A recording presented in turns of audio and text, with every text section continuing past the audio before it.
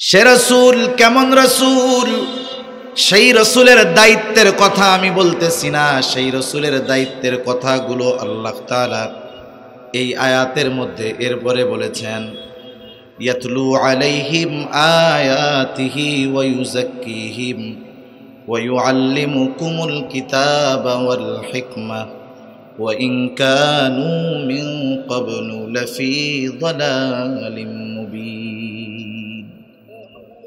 আল্লাহ রাব্বুল আলামিন বলেন, সেই রাসূল কি করবে?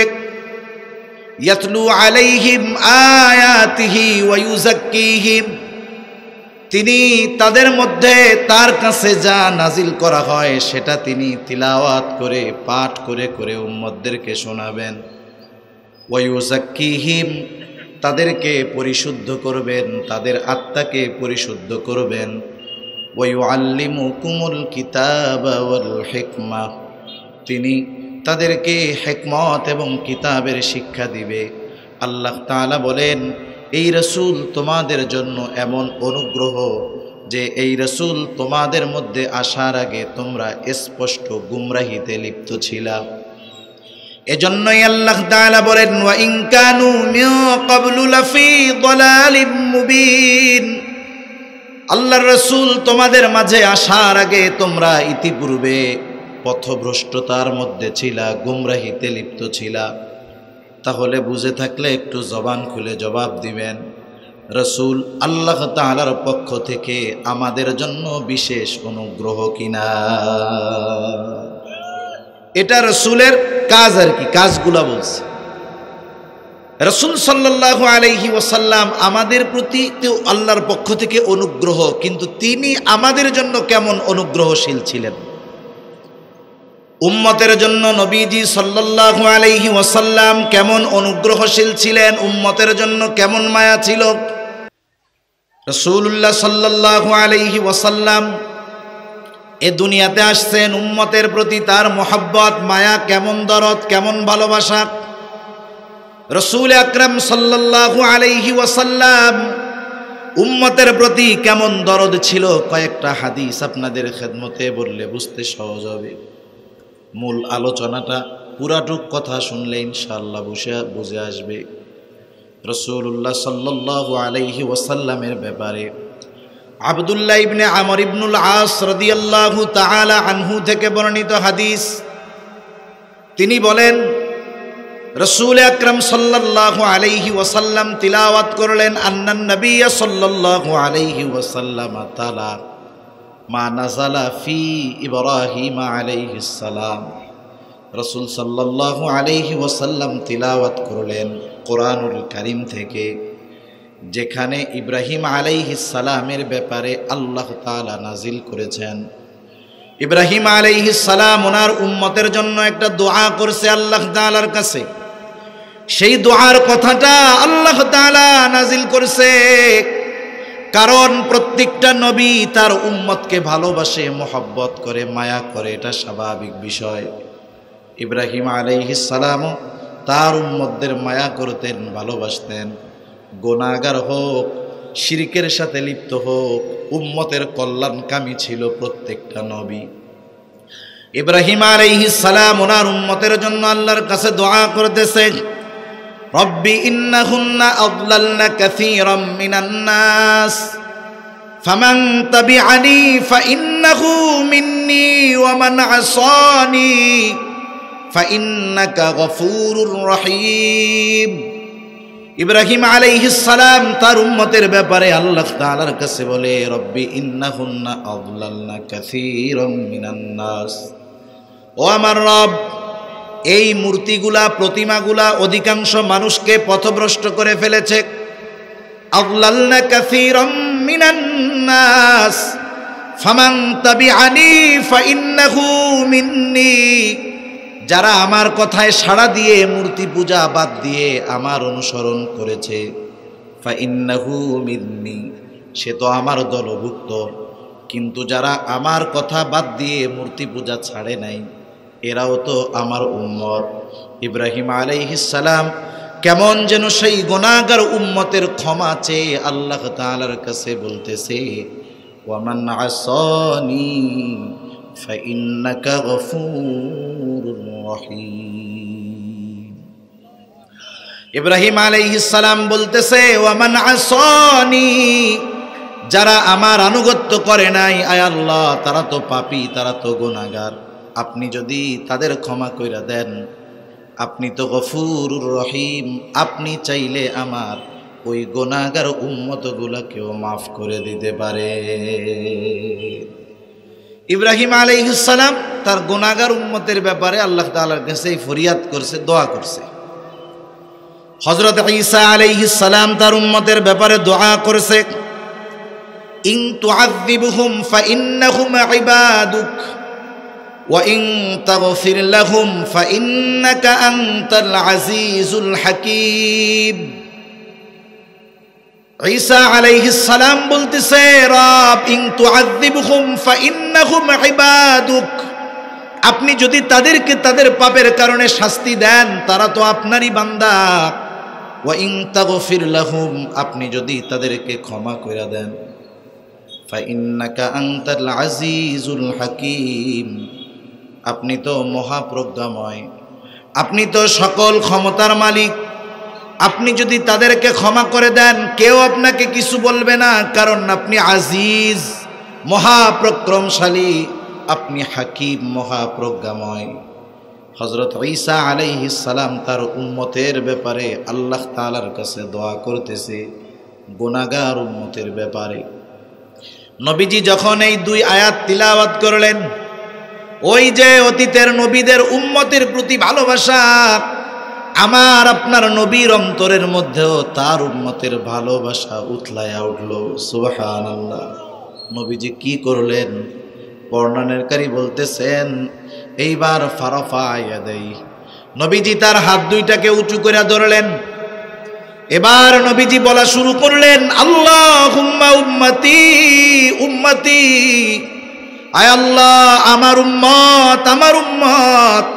তার মানে আমার গুনাহগার উম্মতের কি অবস্থা হবে আমার আল্লাহ। নবীজি কান্না করতেছেন, ফাবাকা, দুই চোখ দিয়ে নবীজির পানি পড়তেছে। বলেন তো নবীজির অন্তরে কি চাওয়া, কি বলতে চান?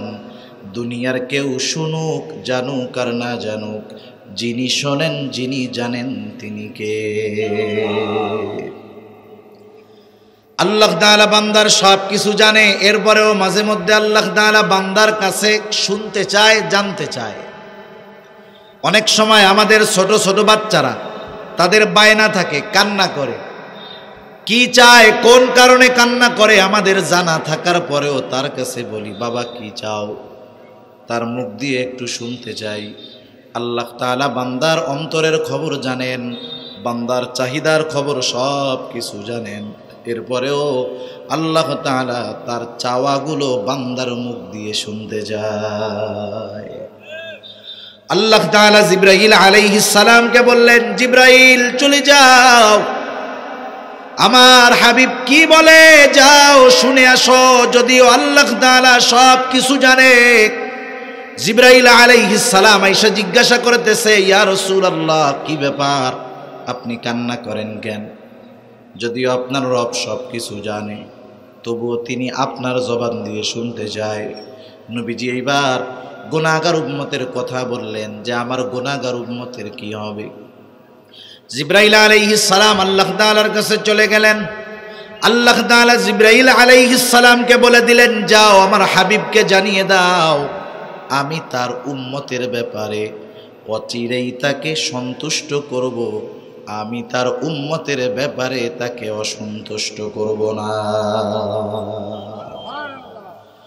রাসূলুল্লাহ সাল্লাল্লাহু আলাইহি ওয়াসাল্লাম দুনিয়ায় থাকতেই উম্মতের ব্যাপারে কেমন চিন্তিত ছিলেন। রাসূলুল্লাহ সাল্লাল্লাহু আলাইহি ওয়াসাল্লাম সব সময় উম্মতের কল্যাণকামী ছিলেন। রাসূল সাল্লাল্লাহু আলাইহি ওয়াসাল্লাম সব বড় বড় সুযোগগুলো উম্মতের জন্য ব্যবহার করতে চাইতেন। এক হাদিসের মধ্যে আসছে, নবীজি বলেন, প্রত্যেকটা নবীকে এক একটা বিশেষ দোয়া করার সুযোগ দেওয়া হয়েছে। এই দোয়াটা যে যখনই করবে কবুল করা হবে, ফেরায়া দেওয়া হবে না। নূহ আলাইহিস সালাম দীর্ঘ হায়াত পেয়েছে, কিন্তু তার উম্মত হয় নাই, তার কথা গ্রহণ করে নাই। একটা সময় নূহ আলাইহিস সালাম ওই উম্মত কাফের যারা, তাদের ব্যাপারে আল্লাহর কাছে দোয়া করেছে। আল্লাহ তাআলা সেই দোয়াটাও কোরআনুল কারীমের মধ্যে জানায়া দেন। নূহ আলাইহিস সালাম তার গুনাহগার কাফের উম্মতের ব্যাপারে বলছে, ক্বালা নূহুর রাব্বি লা তাযার আলাল আরদি মিনাল কাফিরিনা দাইয়ারা। আয় আল্লাহ, ও আমার রব, লা তাযার আলাল আরদি মিনাল কাফিরিনা দাইয়ারা, জমিনে বিচরণকারী একটা কাফেরও আপনি ছাইড়া দিবেন না। আল্লাহ তাআলা নূহ আলাইহিস সালাম রে নৌকা বানাইতে বলছে, ইমানদারদের নিয়ে নৌকায় উঠছে। আল্লাহ তাআলা মহাপ্লাবন দিয়েছেন, নূহ আলাইহিস সালামের দোয়া কবুল করেছে। মুমিন ছাড়া দুনিয়ার মধ্যে যত কাফের ছিল, মহাপ্লাবন দিয়ে আল্লাহ তাআলা সব কাফের গুলাকে ধ্বংস করে দিয়েছে। রাসূলুল্লাহ সাল্লাল্লাহু আলাইহি ওয়াসাল্লাম বলেন, সব নবী তার ওই দোয়াটা দুনিয়ায় করে ফেলছে, কিন্তু আমি করি নাই। আমি ওই দোয়াটাকে সংরক্ষণ করে রাখছি। কিয়ামতের দিন আমি আমার উম্মতের জন্য আল্লাহ তাআলার কাছে ওই দোয়াটা করব। সুবহানাল্লাহ। নবীজি উম্মতের পরকালের চিন্তায় কতটা বিভোর ছিলেন। উম্মত কাফের হোক, নবীজির উপরে ওই উম্মত কাফের হোক আর নবীজির উপরে জুলুম করুক, নবীজি কখনো কোনো উম্মতের ব্যাপারে প্রতিশোধ পরায়ণ ছিলেন না। এমন হয় নাই নবীজি কারো জন্য বদদোয়া করছে, এরকম নবীজি কখনো করেননি। রাসূলুল্লাহ সাল্লাল্লাহু আলাইহি ওয়াসাল্লাম যখন মক্কায় দাওয়াত দিলেন, কাফেররা তো দাওয়াত গ্রহণ করে না। রাসূলুল্লাহ সাল্লাল্লাহু আলাইহি ওয়াসাল্লাম দুটো কারণে চিন্তিত হয়ে গেলেন। একটা হলো নিজের কারণে, আর একটা হলো উম্মতের চিন্তায়। এক নম্বর চিন্তা, আল্লাহ তাআলা আমাকে যেই দায়িত্ব দিয়েছেন, না জানি সেই দায়িত্ব আমি যথাযথভাবে পালন করতে পারতেছি কিনা। কারণ আমার কথায় তো কেউ ঈমান আনে না। আবার চিন্তা করতেছেন, যাদের কাছে এই দাওয়াত দিচ্ছি তারা দূরের কেউ না, কেউ প্রতিবেশী, কেউ চাচা, কেউ দাদা, কেউ আত্মীয় স্বজন, কিন্তু এরা তো আমার কথা মানে না। নবীজি এই দুইটা কারণে প্রচণ্ড রকমের চিন্তিত হয়ে গেলেন। ঈমান আনে না, উম্মতেরা ঈমান আনে না, মক্কাবাসী ঈমান আনে না, নবীজি চিন্তিত। খাওয়া দাওয়া কমে গেছে। সাধারণত মানুষ যখন বড় কোনো পেরেশানির মধ্যে পড়ে যায়, বড় কোনো চিন্তায় পড়ে যায়, তখন সুস্বাস্থ্য অনেক সময় ভেঙে যায়। হয় কি হয় না বলেন? আবার কিছু আল্লাহর বান্দা আছে, এদের কোনো টেনশন মেনশন নাই। যেমন আলহামদুলিল্লাহ, আমি আমার কথাকে, আমার যত টেনশন হয় আলহামদুলিল্লাহ তত ঘুম হয়। এরকম নজির নাই যে টেনশন হইছে আর আমার স্বাস্থ্য ভেঙে যাইতেছে, ঘুম হইতেছে। টেনশন হয়, ঘুম হয়, স্বাস্থ্য মাশাআল্লাহ আর কমে না। কিন্তু অনেক আল্লাহর বান্দা আছে চিন্তায় পেরেশানিতে স্বাস্থ্য শেষ, খাওয়া দাওয়া শেষ, আছে না নাই? নবীজি খাওয়া দাওয়া বন্ধ করে দিয়েছেন চিন্তায় পেরেশানিতে। আল্লাহ রাব্বুল আলামিন বলেন, লাআল্লাকা বাখিউন নাফসাকা আল্লা ইয়াকুনু মুমিনিন। আপনি নিজেকে নিজে মৃত্যু মুখে ঠেলে দিচ্ছেন। তারা ঈমান না আনার কারণে কেন আপনি নিজেকে মৃত্যু মুখে ঠেলে দিচ্ছেন? তাহলে চিন্তা করে দেখেন, উম্মত কথা গ্রহণ করতো না, নবীজি চিন্তায় খানাদানা ছেড়া দিতেন। কেমন নবী! শুধু তাই না, যখন মক্কাবাসী নবীজির কথা শোনে না, নবীজির কথা ঈমান আনে না, নবীজি চলে গেলেন তায়েফ, যেখানে তার শৈশবের বড় একটা অংশ অতিবাহিত হয়েছে। তায়েফে নবীজি চলে গেছেন। তায়েফে গিয়া যখন মানুষের মধ্যে দাওয়াত দিচ্ছেন, কুলু লা ইলাহা ইল্লাল্লাহ তুফলিহুন, তোমরা বলো লা ইলাহা ইল্লাল্লাহ, তোমরা সফল কাম হয়ে যাইবা। মক্কার কাফেররা ওই জায়গায় একদল দুষ্টু মানুষকে আমার আপনার নবীজির পেছনে লাগায়া দিছে, বলে ও হলো পাগল। সাধারণত দেখবেন রাস্তায় যখন কোনো পাগল চলে, কিছু কিছু দুষ্টু ছেলে পেলে আছে, খুসা মারে, ইটা মারে, আছে না নাই? যখন বলছে ওই বেটা হলো পাগল, তোরা পাথর মার, এইবার তায়েফের মানুষেরা নবীজির গায়ে পাথর মারা শুরু করলো। রাসূলুল্লাহ সাল্লাল্লাহু আলাইহি ওয়াসাল্লামের গায়ে পাথরের আঘাতে রক্তাক্ত হয়ে গেল, গা বেয়ে বেয়ে রক্ত পড়তেছে। এতটা রক্ত নবীজির গা দিয়ে পড়তো, নবীজি মাঝে মধ্যে রক্ত শূন্যতায় দুর্বলতায় পড়ে যাইতেন, আবার উঠতেন, আবার ওই একই কথা, কুলু লা ইলাহা ইল্লাল্লাহ তুফলিহুন, তোমরা বলো লা ইলাহা ইল্লাল্লাহ, তোমরা সফল হয়ে যাইবা। হযরত যায়েদ রাদিয়াল্লাহু তাআলা আনহু আমার আপনার নবীজির সাথে ছিলেন। ওই দুষ্টু লোকেরা যখন পাথর মারতো, সে নবীজির সামনে পাথর থেকে বাধা হয়ে দাঁড়াইতো। নবীজির গায়ের অবস্থা এমন ছিল, আয়েশা সিদ্দিকা রাদিয়াল্লাহু তাআলা আনহা একদিন নবীজির গায়ে দাগ দেখে বলতেছে, ইয়া রাসূলুল্লাহ, আপনার কি কখনো বসন্ত হয়েছিল কিনা, ফক্স হয়েছিল কিনা? আপনারা হয়তো দেখে থাকতে পারেন, যাদের গায়ে অতিরিক্ত বসন্ত হয়, ফক্স হয়, এক সময় ওই জায়গাগুলো গর্ত হয়ে যায়, আর ওই গর্তগুলো পূরণ হয় না। দেখছেন না এরকম? আয়েশা সিদ্দিকা রাদিয়াল্লাহু তাআলা আনহা বলেন, আপনার গায়ে কি ফক্স হয়েছিল নাকি, বসন্ত হয়েছিল নাকি?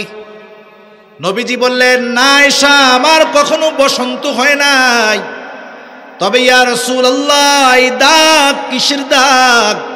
নবীজি বলেন, শোনো, আমি যখন তায়েফবাসীর মধ্যে দ্বীনের দাওয়াত নিয়ে গেলাম, তারা তো বুঝে নাই, তারা আমার গায়ে পাথর মেরেছে।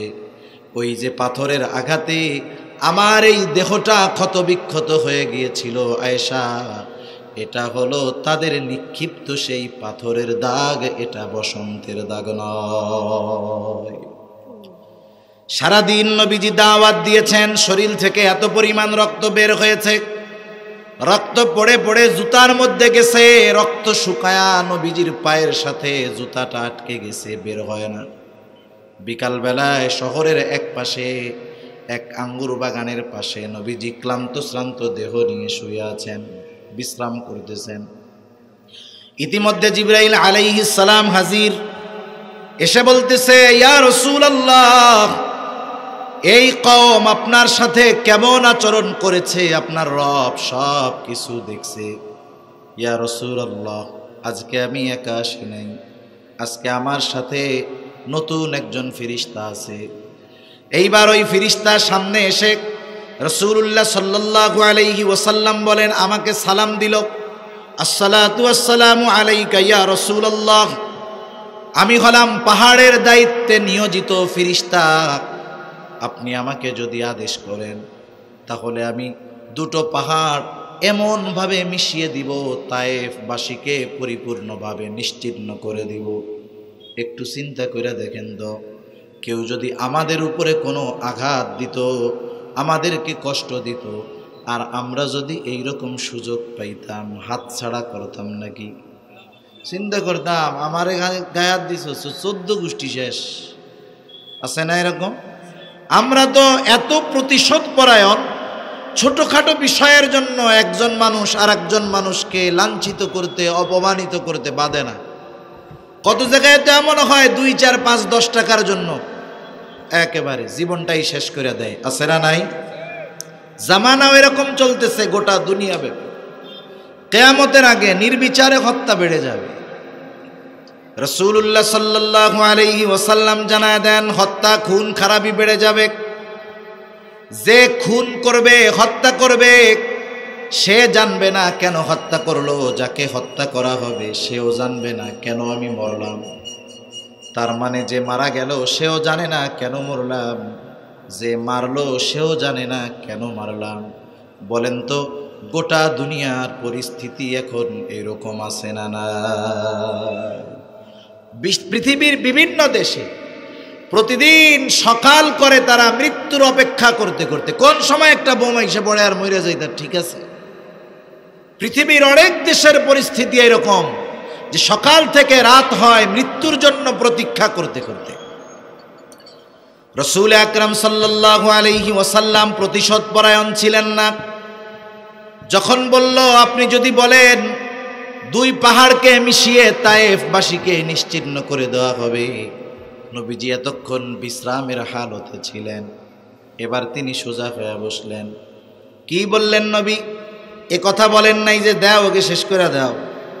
নবীজি তখন বলতেছেন, বাল আরজু আন ইয়াখরুজাল্লাহু মিন আসলাবিহিম মান ইয়াবুদাল্লাহা ওয়াহদাহু লা ইউশরিকু বিহি আহাদা। নবীজি বললেন, শোনো, আমি তো এই ব্যাপারে আশাবাদী। বাল আরজু আন ইয়াখরুজাল্লাহু মিন আসলাবিহিম, আল্লাহ তাআলা এদের থেকে পরবর্তীতে এমন প্রজন্ম বের করবে যারা এক আল্লাহর ইবাদত করবে, ওই আল্লাহ তাআলার সাথে কাউকে শিরিক করবে না।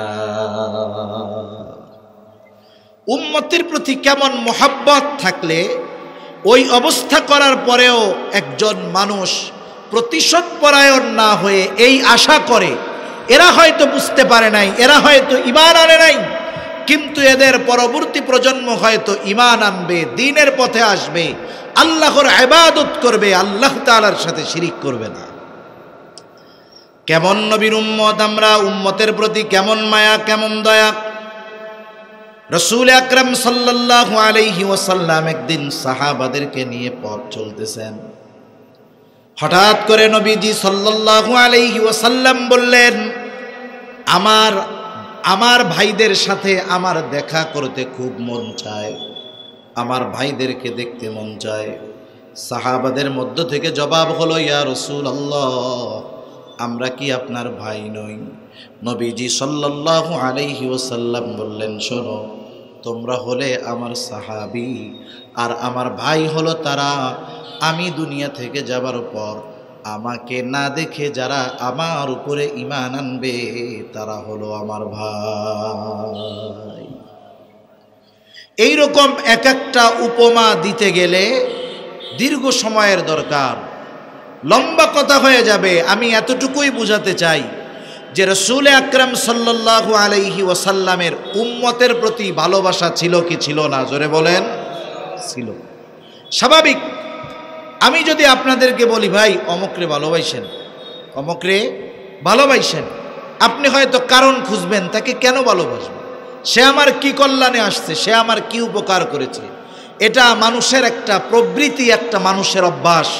স্বাভাবিক আমরা তার প্রতি কৃতজ্ঞ হই, আমরা তাকে ভালোবাসি যে আমাকে ভালোবাসে, যার থেকে আমি ভালোবাসা পাই, স্বাভাবিক তাকে আমরা ভালোবাসি, ঠিক কিনা বলেন? রাসূলুল্লাহ সাল্লাল্লাহু আলাইহি ওয়াসাল্লাম আমাদেরকে ভালোবাসতেন, অনেক ভালোবাসতেন। এ ভালোবাসার উপমা, এ ভালোবাসার নমুনা শুধু যে দুনিয়ায় তা নয়, নবীজি সাল্লাল্লাহু আলাইহি ওয়াসাল্লাম পরকালেও উম্মতের প্রতি ভালোবাসার উপমা দেখায়া দিবেন। নবীজি সাল্লাল্লাহু আলাইহি ওয়াসাল্লাম হাসরের ময়দানেও উম্মতের ব্যাপারে পেরেশান থাকবেন, চিন্তিত থাকবেন। যেই দিন সকলে নিজের চিন্তায় বিভোর থাকবে, চিন্তিত থাকবে, সেই দিন নবীজি নিজের চিন্তায় নয়, বরং তার গুনাহগার উম্মতের ব্যাপারে নবীজি চিন্তিত থাকবেন।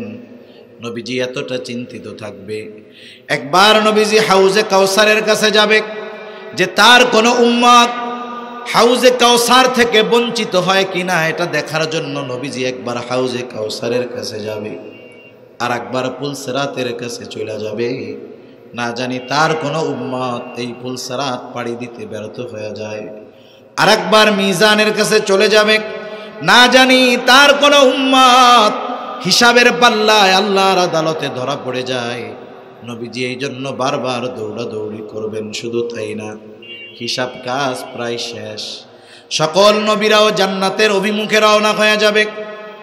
সব নবীরা জান্নাতের দরজায় হাজির। জান্নাতের দরজা বন্ধ, খোলা হবে না। জিজ্ঞাসা করা হবে, কি ব্যাপার, খোলা হয় না কেন? জানানো হবে, এই জান্নাতের চাবি যার কাছে, সে না আসলে জান্নাত খোলা হবে না।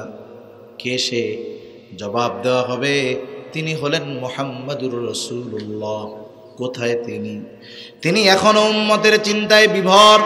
যতক্ষণ না আল্লাহ রাব্বুল আলামিনের নিকট থেকে তার প্রত্যেকটা উম্মত, যার মধ্যে ন্যূনতম ঈমান আছে, তার ব্যাপারেও যতক্ষণ না আল্লাহ তাআলার পক্ষ থেকে জান্নাতের নিশ্চয়তা আসবে, ততক্ষণ পর্যন্ত আমার আপনার নবী হাসরের ময়দানে অবস্থান করবেন, ততক্ষণ পর্যন্ত নবী জান্নাতে প্রবেশ করবে না।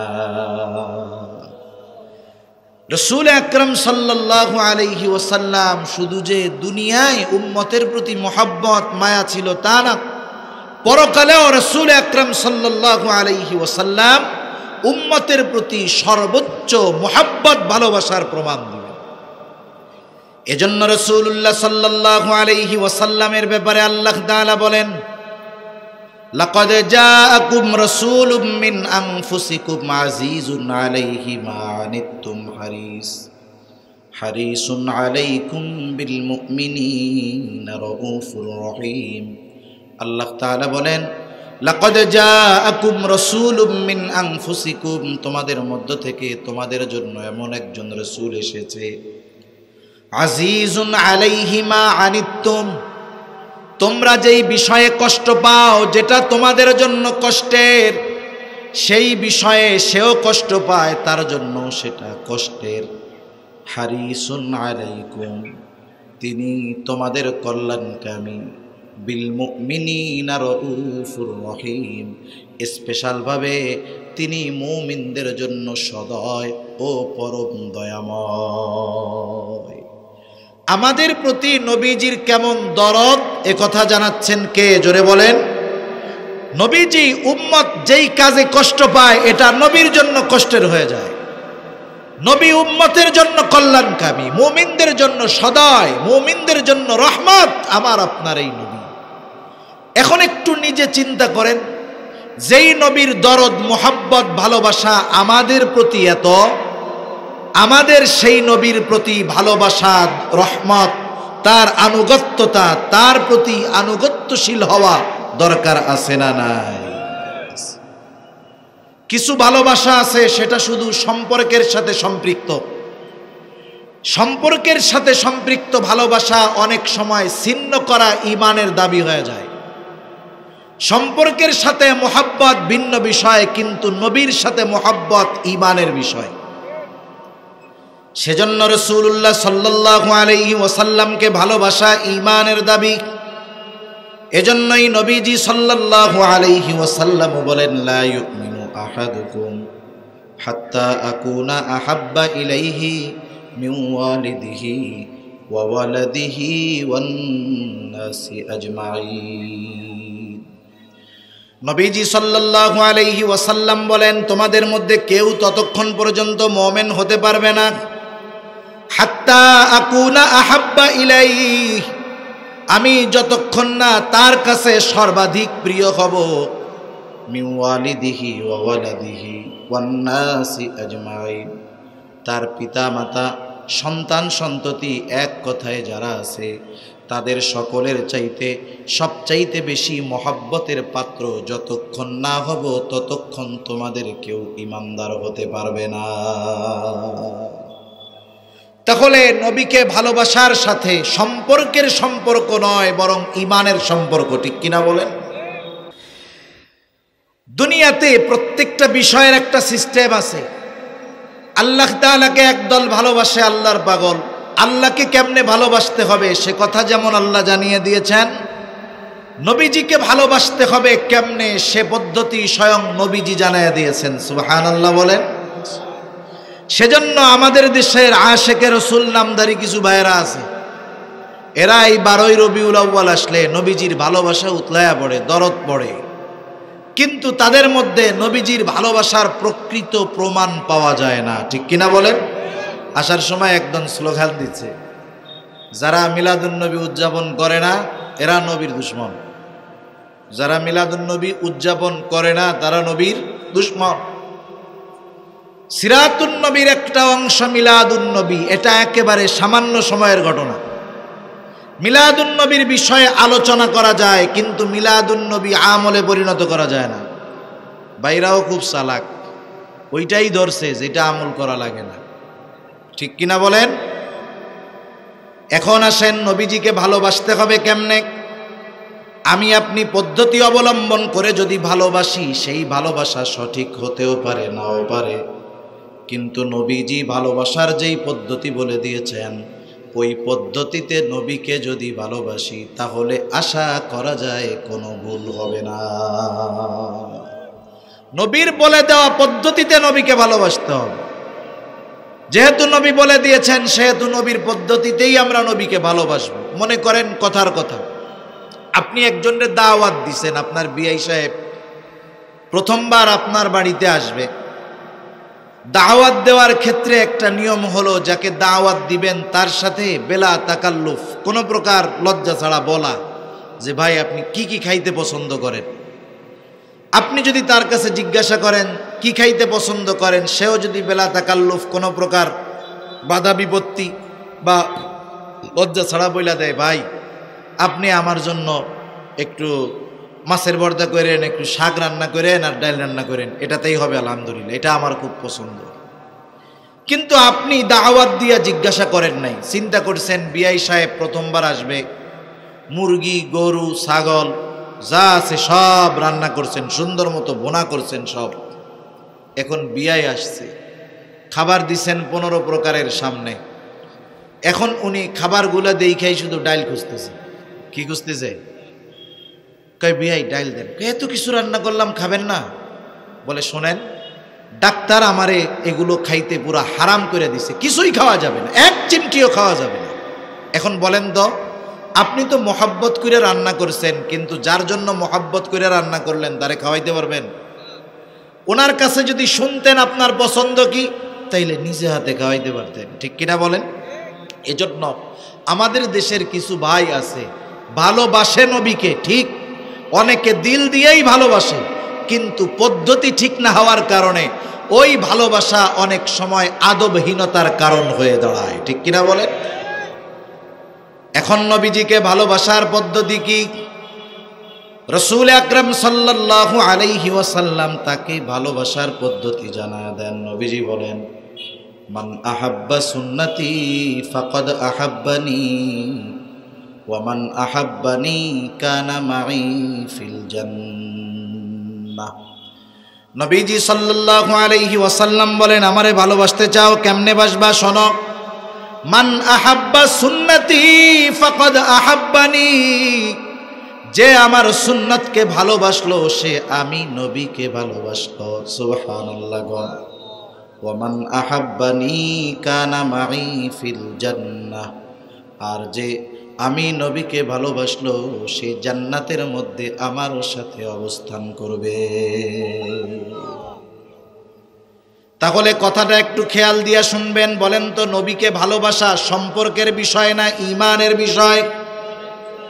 নবীকে ভালোবাসার পদ্ধতি হলো নবীর সুন্নাতকে ভালোবাসা। আবার নবী আর হাদিসের মধ্যে জানায় দেন সুন্নাতকে ভালোবাসার মানেটা কি।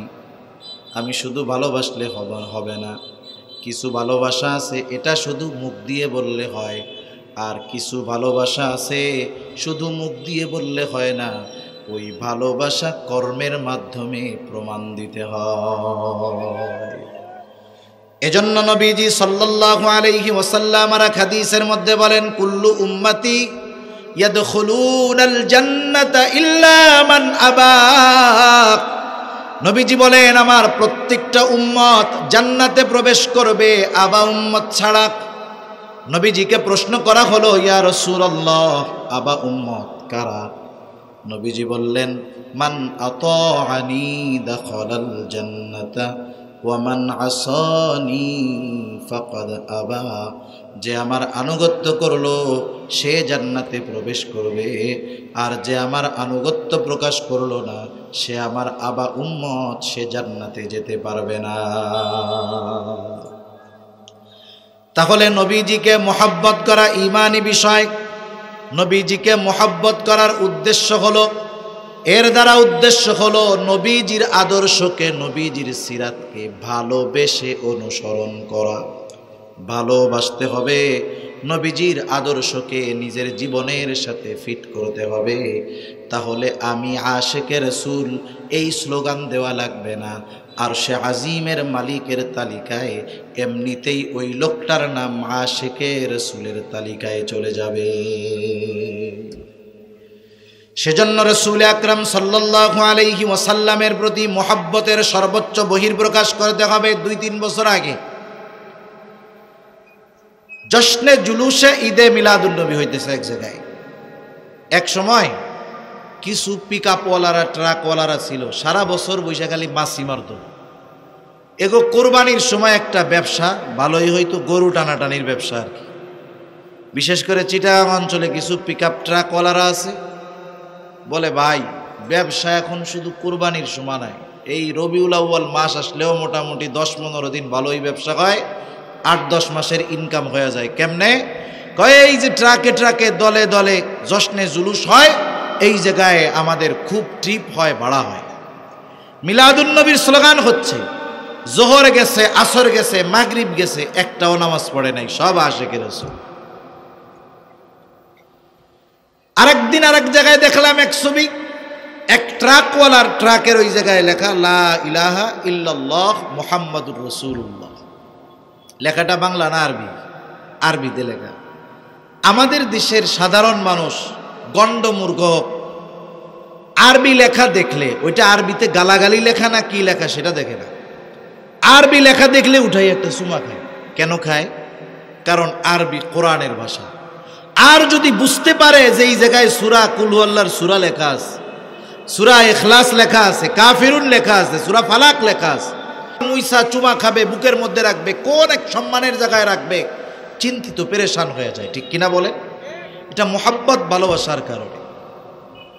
একদল দেখলাম নবীজির মোহাব্বতের বহির্প্রকাশে মিছিল দিচ্ছে, দাঁড়ায় আছে, কালিমা লেখা, ওই একটা রড আছে, ওই রডের উপরে দেখা যাইতেছে যে ওই জায়গায় কালিমা লেখা। একটা জিনিস মনে রাখতে হবে, ভালোবাসারও কিন্তু আদব আছে, আদব। বান্দর আছে, বান্দর চিনেন নাকি? বানর, বানর, বানরের কাজ হইল, এক রাজার দরবারে একটা বানর ছিল, বানর। বানরটা খুব ভদ্র, এরপরেও প্রতিদিন রাজা করে কি লাঠি দিয়ে একটা বাড়ি মারে। পাশের থেকে একদিন এক উজির বলতেছে, মহারাজা আপনি কিন্তু জুলুম করতেছেন। কেন? কয় এই বানরের মতো ভদ্র বানর দুনিয়ায় মনে হয় আর একটাও নাই, আপনি প্রতিদিন এর এক একটা লাঠি দিয়া বিনা কারণে বাড়ি বানেন, এটা কি জুলুম না? তা কি করবো? কয় রে আর মাইরেন না, কয় দেখ কি হয়। এবার পরের দিন সকালে দরবারে বসার সময় তো ওই যে লাঠি দিয়া মারতো, আজকে আর মারে নাই উজিরের কথায়। কিছুক্ষণ পর বানর মনে মনে চিন্তা করতেছে, ভালোই তো মহব্বত করছে, মারে নাই, আজকে লাভ দিয়া সুন্দর মতো বাদশার সিংহাসনের এক পাশে উঠছে। যাক, প্রথম দিন কিছু তো আর কয় নাই, পরের দিনও আর মারে নাই, এইবার লাভ দিয়া মোটামুটি পেছনে উঠছে। পরের দিনও মারে নাই, এইবার রাজার ঘাড়ের উপরে উঠছে। পরের দিনও মারে নাই, এইবার রাজার মাথার উপরে উঠছে। এই 4-5 দিন না মারার পরে পরের একদিন রাজার মাথায় উঠে প্রস্রাবি করে দিছে।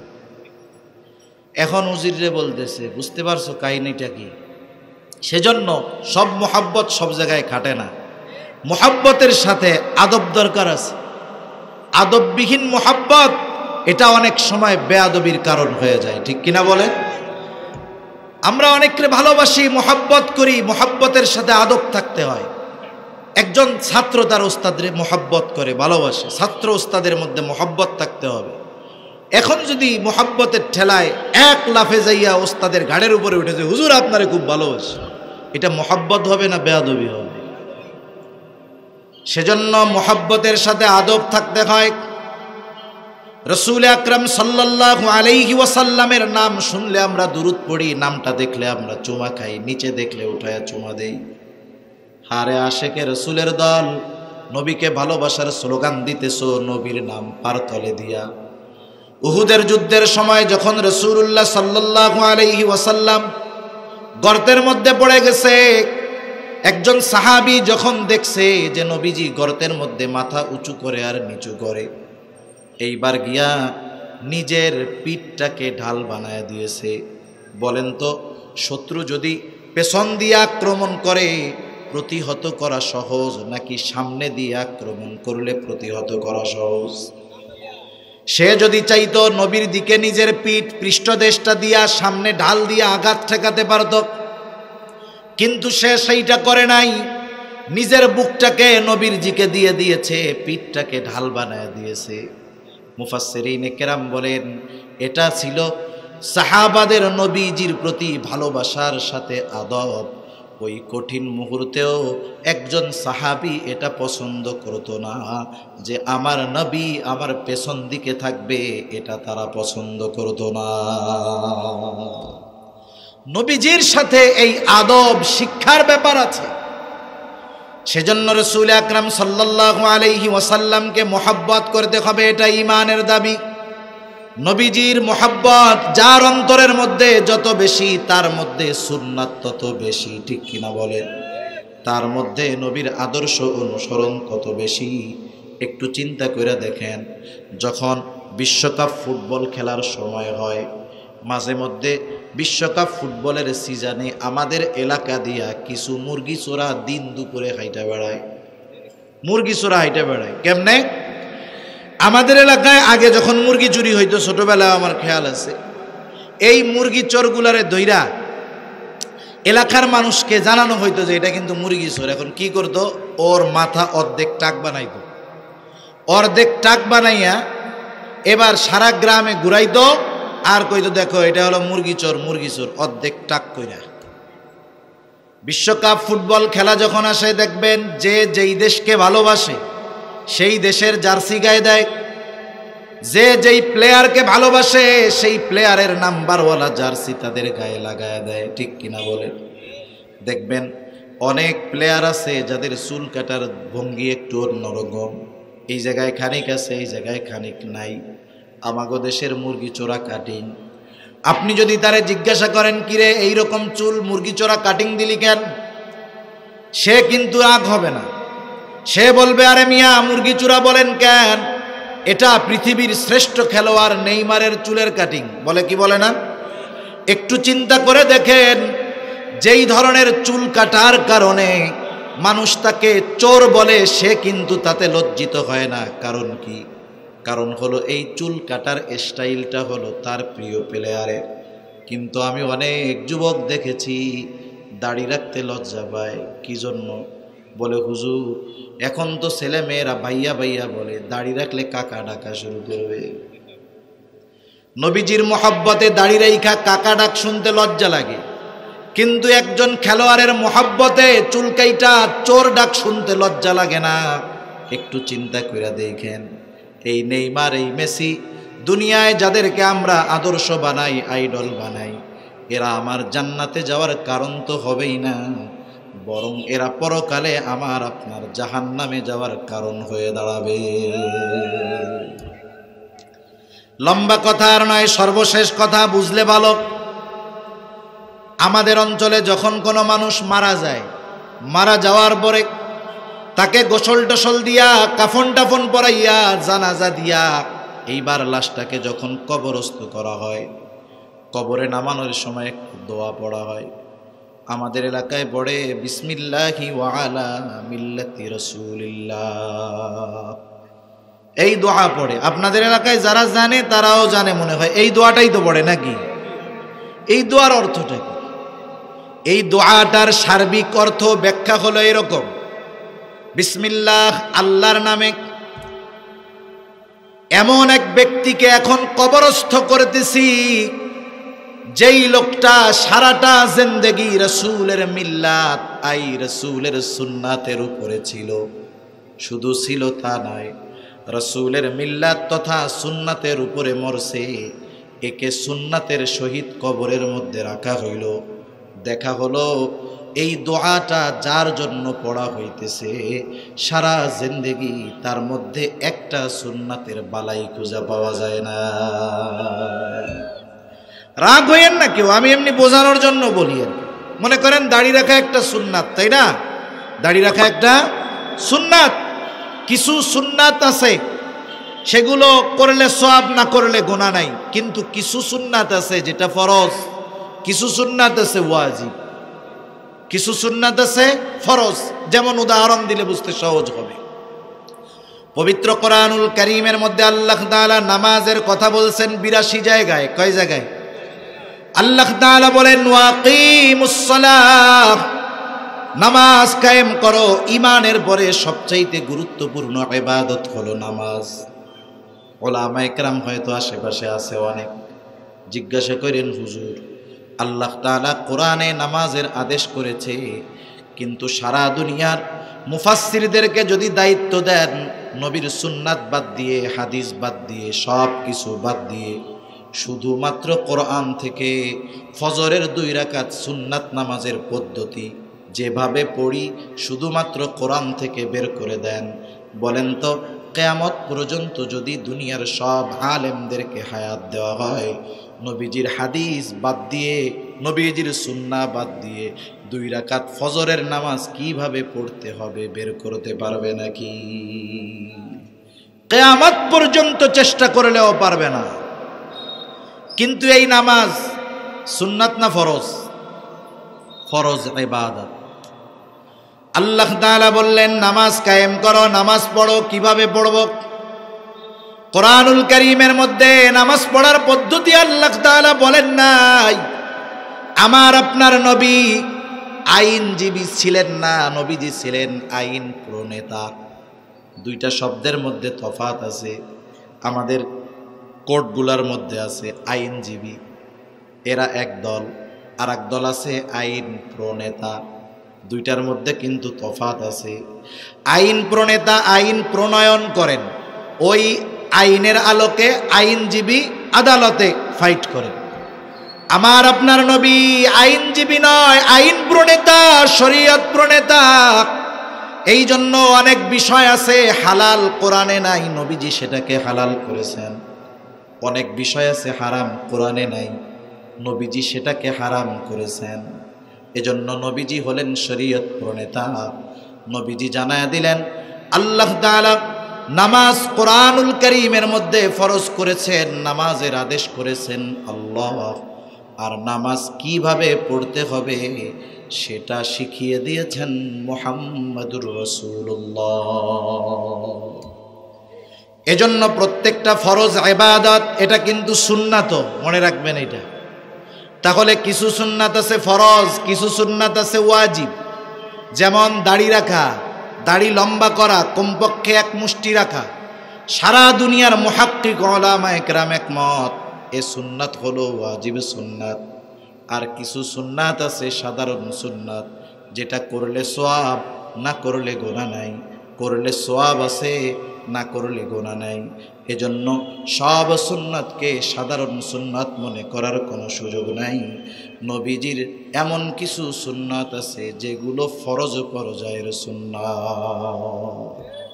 এজন্য এই বিষয়গুলো আমাদের খেয়াল রাখতে হবে। কোন কথার দিকে জানি গেলাম, যে দেখেন এই যে দাড়িবিহীন লোকটারে কবরে রাখছে, রাখার পরে বলল কি, যে এ সারাটা জীবন রাসূলের আদর্শ সুন্নাতের উপরে ছিল।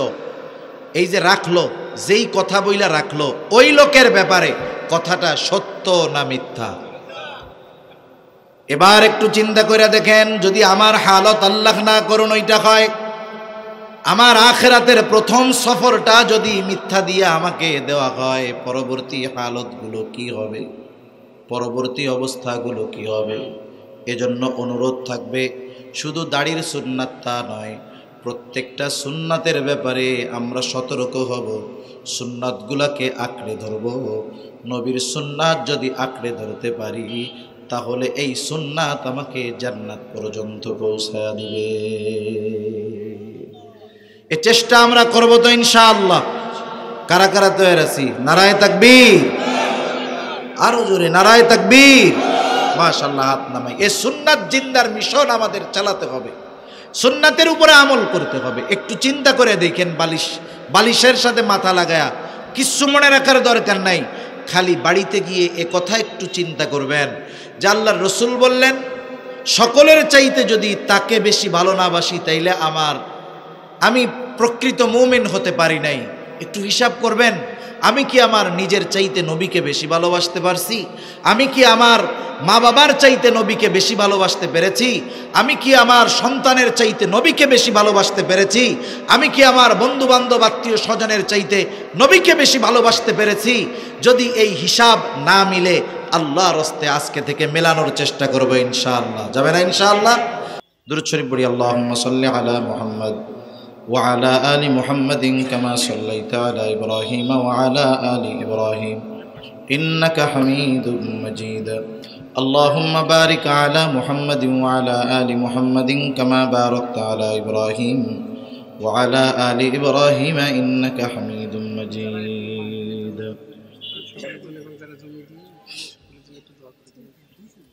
الحمد لله رب العالمين والعاقبة للمتقين الصلاة والسلام على خير خلقه محمد وعلى آله وأصحابه أجمعين ربنا ظلمنا أنفسنا وإن لم تغفر لنا وترحمنا لنكونن من الخاسرين ربنا آتنا في الدنيا حسنة وفي الآخرة حسنة وقنا عذاب النار ربنا لا تزغ قلوبنا بعد إذ هديتنا وهب لنا من لدنك رحمة إنك أنت الوهاب ওগোদয়ময় আল্লাহ, গভীর রাত পর্যন্ত দিনই আলোচনা করার পরে গুনাহ মাখা হাত আমরা তুলে ধরেছি। আল্লাহ, রাত যত গভীর হয় দুনিয়ার মানুষের দরজাগুলো বন্ধ হয়ে যায়, আর রাত যত গভীর হয় আপনার রহমতের দুয়ার তত উন্মোচিত হয়।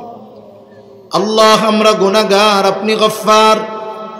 আমরা গুনাহ করতে ভালোবাসি, আল্লাহ আপনি ক্ষমা করতে ভালোবাসেন। আপনি আপনার গফুর, গফফার, রহিম, রহমান নামের ওসিলায় আয় আল্লাহ যে যেখান থেকে হাত উঁচু করেছে আল্লাহ আমাদের প্রত্যেকের বিগত জীবনের সকল কবিরা সগীরা গুনাহগুলো মাফ করে দেন।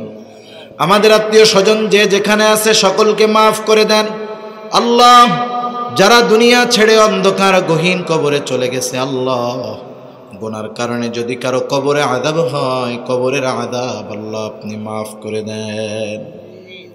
আয় আল্লাহ, খাস করে দারুল হুদা মাদ্রাসাকে আপনি কবুল আর মঞ্জুর করে নেন। আল্লাহ, আজকের এই মাহফিল আপনি কবুল আর মঞ্জুর করেন। আয় আল্লাহ, নবীর ভালোবাসা আমাদের প্রতি যেমন, আয় আল্লাহ আমাদেরকেও আমাদের নবীকে যথাযথভাবে ভালোবাসার তৌফিক আল্লাহ আপনি দিয়া দেন ইয়া রব্বাল আলামিন।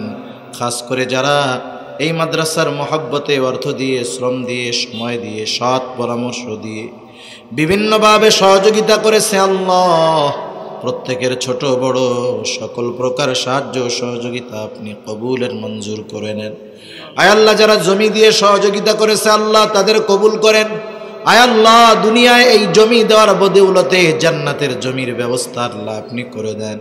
খাস করে অনেক তরুণ যুবকেরা এই প্রতিকূল পরিবেশে এই মাহফিল কামিয়াবির জন্য মেহনত করেছে আল্লাহ, এরকম প্রত্যেকটা মানুষকে আপনি কবুলের মঞ্জুর করে নেন ইয়া রব্বাল আলামিন। মাদ্রাসা থেকে দুজন হাফেজ হলো, কিয়ামত পর্যন্ত এই মাদ্রাসা জারি রাখেন। যত হাফেজে কোরআন হবে প্রত্যেকটা হাফেজকে হক্কানি আলেম হিসাবে আল্লাহ আপনি কবুল করিয়েন। মাদ্রাসার উস্তাদ, ছাত্র, কমিটি বৃন্দ যারা আছে কবুল আর মঞ্জুর করে নেন আল্লাহ। আল্লাহ, মাদ্রাসার যা কিছু প্রয়োজনীয়তা আছে আপনি আপনার গায়েবী খাজানা থেকে ব্যবস্থা করে দেন। আল্লাহ, খাস করে আমরা যারা হাত উঁচু করেছি আমাদের মধ্যে হয়তো অনেকের মা নাই, অনেকের হয়তো বাবা নাই, অনেকে হয়তো নিজের হাতে মোহাব্বতের মা বাবাকে কবরে শোয়া রাখছে আল্লাহ। দুনিয়ার অপর প্রান্তে আমেরিকার খবর মুহূর্তের ভিতরে পাওয়া যায়, দেখা যায়। 3 হাত মাটির নিচে মোহাব্বতের মা বাবার কবরের খবর জানাও যায় না, দেখাও যায় না। আয় আল্লাহ, গুনার কারণে যদি কারো মা বাবার কবরে আযাব হয়, এখানে উলামায়ে কেরাম আছেন, তালিবুল ইলম আছে, আপনার দাড়ি পাকা অনেক বান্দা আছে, হাজী সাহেব আছে, যুবক আছে, তরুণ আছে, মা বোনেরা হাত উঁচু করেছে আল্লাহ। যাকে পছন্দ, যারা আমল পছন্দ, তার আমলের ওসিলায় ওই মা বাবার কবরের আযাব আল্লাহ আপনি মাফ করে দেন। কবরগুলো আপনি জান্নাতের টুকরো বানায়া দেন। কিয়ামতের দিন হিসাব সহজ করে জান্নাতের ব্যবস্থা আপনি করে দিয়েন। যাদের মা বাবা বেঁচে আছে সুস্থ দীর্ঘ নেক হায়াত আল্লাহ আপনি দিয়া দেন ইয়া রব্বাল আলামিন। যারা অভাবে আছে অভাব দূর করে দেন, যারা ঋণগ্রস্ত আছে ঋণ পরিশোধ করার তৌফিক দিয়া দেন, হারাম হালাল বেঁচে চলার তৌফিক দেন, সকলের রিজিককে আল্লাহ আপনি প্রশস্ত করে দেন। রিজিক সংকীর্ণতা দিয়ে আল্লাহ আপনি আমাদের পরীক্ষা নিয়েন না। আল্লাহ যারা বেকার আছে উত্তম হালাল কর্মসংস্থানের ব্যবস্থা করে দেন। আয় আল্লাহ আমাদের তরুণ যুবকদেরকে সকল প্রকার ফিতনা থেকে হেফাজত করেন আল্লাহ। আয় আল্লাহ মা বোনদের কবুল করে নেন। 5 ওয়াক্ত নামাজ যথাযথভাবে আদায় করার তৌফিক আল্লাহ আপনি দিয়ে দেন। আমাদের স্ত্রী সন্তান আমাদের জন্য চক্ষু শীতলকারী হিসাবে কবুলের মঞ্জুর করে নেন। বেনামাজিদের নামাজি বানায় দেন। সুন্নাতবিহীন মানুষগুলোকে আপনি সুন্নাতওয়ালা বানায় দেন। আয় আল্লাহ আমাদের প্রত্যেককে বারবার মক্কা মদিনা জিয়ারত করার তৌফিক আল্লাহ আপনি দিয়ে দেন। কার মনে কি চাওয়া জানি না, সকলের মনের নেক চাওয়া নেক আশা কবুল করেন। আয় আল্লাহ আমাদের অন্তর আপনার এবং আপনার হাবিবের মোহাব্বত দিয়ে ভরপুর করে দেন ইয়া রব্বাল আলামিন। জানি না এখান থেকে বাসায় ফিরে যেতে পারবো কিনা, জানি না আজকের বলা শেষ বলা কিনা আল্লাহ, জানি না আল্লাহ, না জানি হয়তো আমাদের মধ্যে কারো নামটা হয়তো আসমানি দপ্তরে মৃত বলে লেখা হয়ে গেছে, হয়তো আমাদের মধ্যে কারো কাফনের কাপড় বাজারের কাপড়ের দোকানে চলে আসছে, না জানি কার কবরের বস্তা ঝাড়ের মধ্যে পেকে গেছে, না জানি কার কবরের চাটাইটা চাটাইয়ের দোকানে চলে আসছে। আল্লাহ হায় আল্লাহ জীবনের অন্তিম মুহূর্তে যখন মালাকুল মউত মৃত্যুর পায়গাম নিয়ে হাজির হবে, আল্লাহ আমাদের প্রত্যেকের জবানে আপনি তাওহীদের কালিমা নসিব করে দিয়েন। আল্লাহুম্মা ইন্না নাউযু বিকা মিনাল হাম্মি ওয়াল হাযান ওয়াল আজজি ওয়াল কাসাল ওয়াল জুবনি ওয়াল বুখল ওয়া যালা'id দাইন ওয়া গালাবাতির রিজাল। রব্বি ইজআলনি মুকিমাস সালাতি ওয়া মিন যুররিয়্যতি রব্বানা ওয়া তাকাব্বাল দুআ। রব্বানা ইগফিরলি ولوالدي وللمؤمنين يوم يقوم الحساب. ربنا هب لنا من أزواجنا وذرياتنا قرة أعين وجعلنا للمتقين إماما. رب ارحمهما كما ربياني صغيرا. رب ارحمهما كما ربياني صغيرا. وصلى الله تعالى على خير خلقه محمد وعلى آله وأصحابه أجمعين آمين برحمتك يا أرحم الراحمين آمين. سبحانك اللهم وبحمدك